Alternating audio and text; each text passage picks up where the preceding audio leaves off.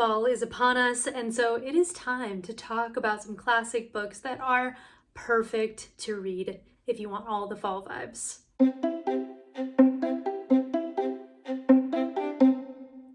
Hi, I'm Carly Stevens. I'm a teacher and author, and this is English Nerd. I have quite a few classics that I recommend to read in the autumn because there's just something about the leaves and the wind and the rain and the coziness and the big knitted blankets that calls for some of these deeper, darker stories. And so without any further ado, and in no particular order, here are some of my recommendations. Okay, the first one, which is only first because it is the biggest, so I wanted to get it out of the way, is The Wind in the Willows by Kenneth Grahame. I do have a more human-sized version of this book, but there's something about the illustrations in this one.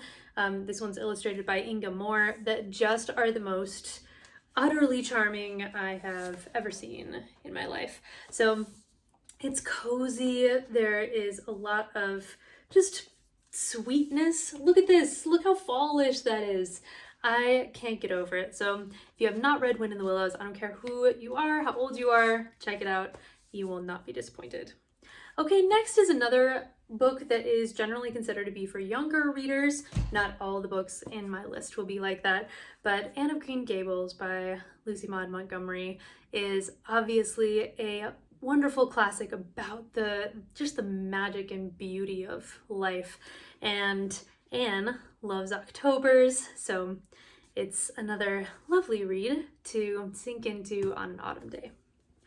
This next one is the only one on this list, I believe, that I have not read, but it's on my autumn TBR, so I thought I would share with you what it is. The Secret History by Donna Tartt. It is the dark academia classic about a group of students who get caught up in this kind of bacchanalian lifestyle and things go terribly, terribly wrong. But this is supposed to be a pretty exquisite look at that whole aesthetic, both the beauty and the pitfalls of it. And so I have a few dark academia recommendations on this list. Again, this is the only one that I have not read, so The Secret History, check it out. I intend to myself. Next is another dark academia book called A Separate Peace by John Knowles. It is about this relationship between two boys at school and the power dynamics and kind of a commentary on the evil within. So it is another dark academia. If you have not read A Separate Peace, it's a lovely classic as well. Okay, going over to fantasy. Yes, it's been a while since I've talked about Lord of the Rings, even though I always have those banners behind me. But Lord of the Rings by J.R.R. Tolkien. The best time of year to read Lord of the Rings is the fall and winter. I know the thing is a behemoth, it's gigantic, but it is such a lovely place to be, and it's hard to think of anything that encapsulates the nostalgic, kind of beautiful, painful feeling of fall like Lord of the Rings does, so it had to make the list. Okay, speaking of that melancholy feeling it's more like warm bath melancholy rather than like existential dread melancholy, because I'm not so much into that as an aesthetic, but the lovely kind. Poetry by John Keats. John Keats, his story is quite sad and his poetry is just mouthwatering. He has a poem called To Autumn that is a wonderful encapsulation of the season, but if you go beyond that to some of the odes and some of his longer poems, then there's also this, I don't know, do you know how different books have different feelings according to each season? Apparently, because you're here. But John Keats' poetry is autumn all the way. All right, another dark academia book, if you ask certain people anyway, Evelyn Waugh's Brideshead Revisited. It is a wonderful classic that, thinking back on it, it's been a while since I've read Brideshead. It reminds me of A Separate Peace, kind of in that painful sense of, relationship shifting and things like that. But yes, Brideshead Revisited. Okay, the next one is a classic ghost story, Henry James' The Turn of the Screw. Some of the language gets a little bit overdone in, like, according to my personal taste, and you might think, well, you might think of that of Lord of the Rings, or you might think, anyway, everybody has their own preferences. I do think that it is a little bit overwritten in places, but I love an unreliable narrator when it's done well, and Henry James has an unreliable narrator in this story. So you, as the reader, have to figure out, is this an actual ghost? Is this a figment of her overactive imagination? Who's to say? Okay, next one I don't actually have the book for. I did at one point, but I think I must have lent it out and never got it back, so I don't love that. But it's Northanger Abbey by Jane Austen. I like Jane Austen, but I don't love reading Jane Austen. Typically, I've read most of her major novels, with the exception of Sense and Sensibility. I've read all the other big titles, and the one that I enjoyed reading the most, I'm like the only person who's ever said this in the history of the world, but the one I enjoyed reading the most is Northanger Abbey. It is basically Jane Austen's response to all of the overly sensationalized, the maidens are getting stolen away by the vampires and oh goodness kind of novels that were coming out at the time, which many of us love, no shame.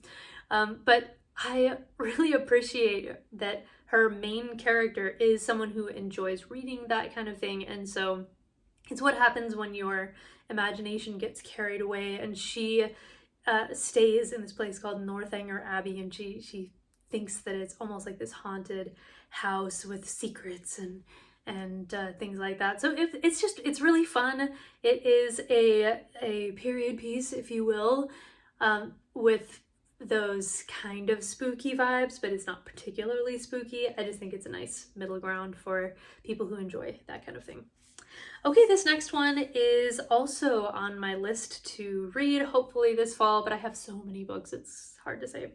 This is Ray Bradbury's The October Country. This is actually not a novel, it's a collection of short stories, but if you know Ray Bradbury, who's best known for Fahrenheit 451, he wrote an enormous number of short stories, and a lot of them tend toward the creepy or the weird. He wrote The Halloween Tree, for example. I read that last year, which I liked, but I'm hoping that I'm going to enjoy The October Country more than The Halloween Tree.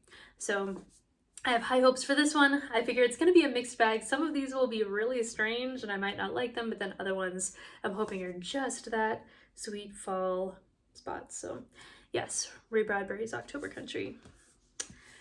Not only do we have short stories by Ray Bradbury, but Charles Dickens wrote ghost stories as well, which we all know with A Christmas Carol. He wrote a series of Christmas ghost stories separately, but he has just straight up ghost stories as well. So this is another collection of short stories. Some of them are very short and weird. They're like little vignettes almost, and then other ones are more developed. And so just so you're aware, there are more Charles Dickens ghost stories out there than A Christmas Carol that are not holiday themed, but instead are just kind of spooky.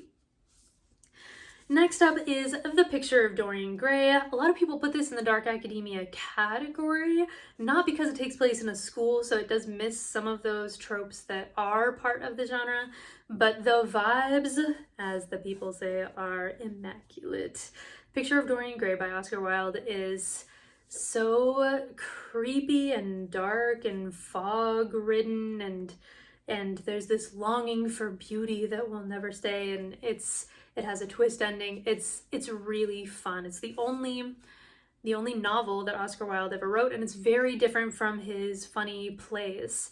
There are some similar aesthetic choices, but other than that, it is definitely its own thing. So if you haven't read The Picture of Dorian Gray, about somebody who sells his soul for the ability to remain beautiful, I would definitely recommend it this fall.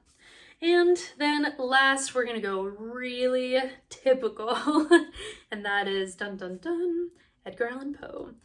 Edgar Allan Poe, of course, wrote short stories and poems, and they're both quite good. Some people tend to enjoy his poetry more, sometimes some people tend to like his short stories more. I usually fall into the poetry camp, actually. I think what he does with sound is really beautiful. So if you haven't read The Raven, read The Raven. If you haven't read Telltale Heart, the short story, it's not that long. Read A Telltale Heart. It's spine-chilling, and yeah, so there you go. Follow the House of Usher, I think, is getting a Netflix show this fall, if I'm not mistaken, so you could get ahead of that and see how the House of Usher falls in a literal and figurative way. So there you go. I don't even know how many how many books that was, but lots of delicious fall classic reads to pick up if you are into expanding your classic repertoire.